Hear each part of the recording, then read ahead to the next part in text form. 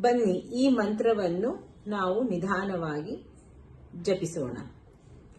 ಅಸ್ಯ ಶ್ರೀ ವಿಷ್ಣೋರ್ ದಿವ್ಯ ಸಹಸ್ರ ನಾಮ ಸ್ತೋತ್ರ ಮಹಾ ಮಂತ್ರಸ್ಯ ಅಸ್ಯ ಶ್ರೀ ವಿಷ್ಣೋರ್ ದಿವ್ಯ ಸಹಸ್ರ ನಾಮ ಸ್ತೋತ್ರ ಮಹಾ ಮಂತ್ರಸ್ಯ ಅಸ್ಯ ಶ್ರೀ ವಿಷ್ಣೋರ್ ದಿವ್ಯ ಸಹಸ್ರ ನಾಮ ಸ್ತೋತ್ರ ಮಹಾ ಮಂತ್ರಸ್ಯ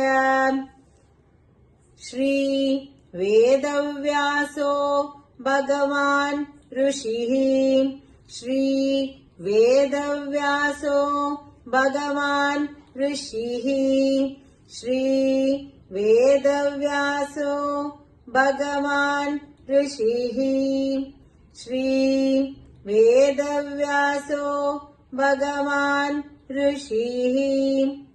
ಇದನ್ನು ಕೂಡಿ ಹೇಳೋಣ. ಅಸ್ಯ ಶ್ರೀ ವಿಷ್ಣೋರ್ ದಿವ್ಯ ಸಹಸ್ರನಾಮ ಸ್ತೋತ್ರ ಮಹಾಮಂತ್ರಸ್ಯ ಶ್ರೀ ವೇದವ್ಯಾಸೋ ಭಗವಾನ್ ಋಷಿಃ ಅಸ್ಯ ಶ್ರೀ ವಿಷ್ಣೋರ್ ದಿವ್ಯ ಸಹಸ್ರನಾಮ ಸ್ತೋತ್ರ ಮಹಾಮಂತ್ರಸ್ಯ ಶ್ರೀ ವೇದವ್ಯಾಸೋ ಭಗವಾನ್ ಋಷಿಃ ಅಸ್ಯ ಶ್ರೀ ವಿಷ್ಣೋರ್ ದಿವ್ಯ ಸಹಸ್ರ ನಾಮ ಸ್ತೋತ್ರ ಮಹಾಮಂತ್ರಸ್ಯ ಶ್ರೀ ವೇದವ್ಯಾಸೋ ಭಗವಾನ್ ಋಷಿಃ ಅನುಷ್ಟಪ್ ಛಂದಃ ಅನುಷ್ಟಪ್ ಛಂದಃ ಅನುಷ್ಟಪ್ ಛಂದಃ